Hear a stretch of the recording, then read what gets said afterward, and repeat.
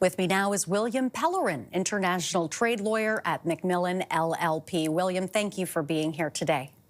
My pleasure, Renee. How are you? Now, is there anything that we have learned about this deal today that might be helpful in terms of a framework that Canadian negotiators could possibly use? Absolutely. I mean, this is a really interesting one because it's been billed a little bit as a new free trade agreement or comprehensive agreement, but in many ways, this is a damage mitigation agreement for the UK.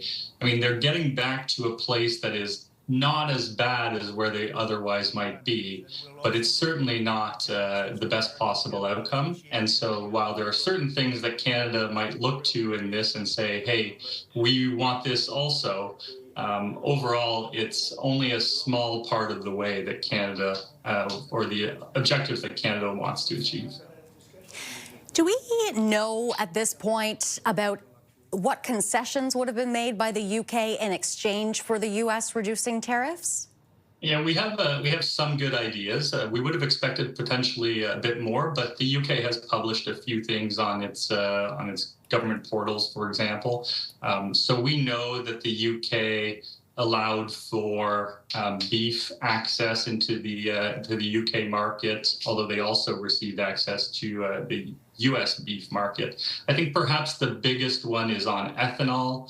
So the UK agreed to drop its tariffs, very large tariffs on US ethanol. US ethanol is generally seen as quite subsidized by the US government, and so this will probably hurt UK farmers to a significant degree. Now, when it comes to Canada, is our trade position stronger than the UK's, and how might that impact negotiations? I mean, the scale is completely different between our two countries, right? I mean, our exports to the United States are about 5 times larger than what the UK ships. We also take on a lot more product than the UK does. So I think that this is perhaps some idea of what the US is open to accepting.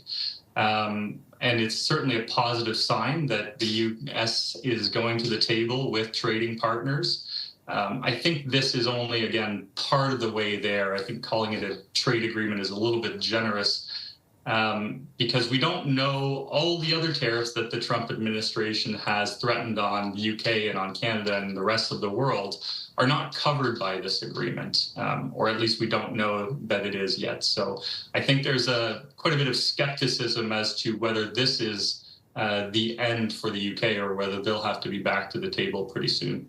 All right, we'll have to see. We'll have to leave it there. William Pellerin is an international trade lawyer at Macmillan LLP. William, thank you for this.